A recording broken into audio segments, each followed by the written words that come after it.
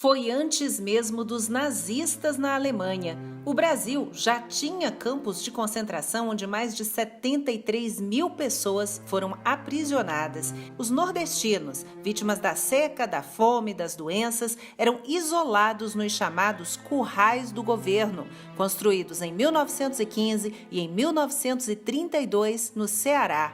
Nos anos 30, a capital, Fortaleza, passava por um grande processo de urbanização, que era a tendência no mundo naquela época, com belas praças, iluminação pública, ruas largas, avenidas limpas. E com a chegada dos retirantes que fugiam da seca no interior, a população passou, de repente, de 20 mil para cerca de 130 mil pessoas. Aí, os moradores mais ricos reclamaram que aquela gente faminta, suja, maltrapilha, estava enfeiando a cidade. E eles tinham medo também de invasões e de saques, como os que já tinham ocorrido no passado.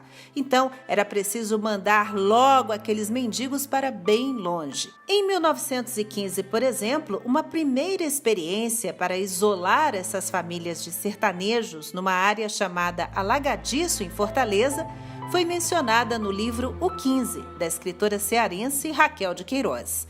Mais tarde, outros 6 campos de concentração seriam construídos, a maioria no interior do estado, bem longe da capital, ao redor das cidades de Crato, Cariús, Quixeramobim, Quixadá, Ipu e Senador Pompeu.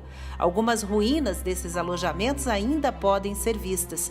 As condições eram desumanas. As epidemias como cólera se espalhavam rapidamente entre os retirantes amontoados, cercados e vigiados por soldados, sem permissão para sair. Eles eram vestidos com panos de saco, alimentados uma vez por dia com ração à base de carne seca, farinha e rapadura, porque a carne de primeira mesmo era desviada, roubada e vendida antes de chegar até eles. As denúncias eram contra os encarregados, as lideranças políticas da região. E muita gente acabou morrendo de fome, de doença, de fraqueza mesmo. Os cadáveres eram jogados em valas abertas, valas comuns, porque não dava tempo nem de cavar uma sepultura decente para cada um. E a estimativa é de que só em Senador Pompeu, no campo de concentração do Patu, mais de 2.000 pessoas morreram.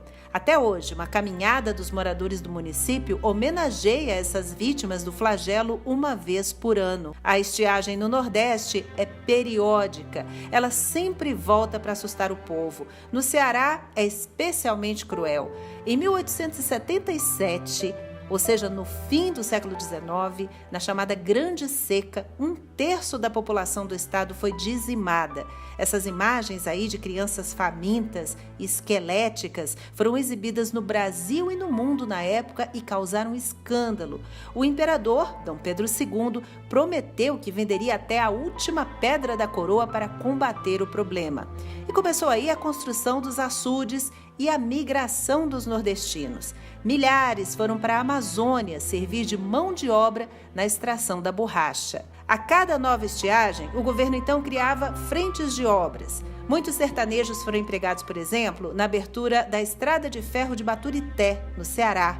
E alguns flagelados da seca foram enviados até para lutar na Revolução de 1932 em São Paulo. Os campos de concentração agora já fazem parte do passado.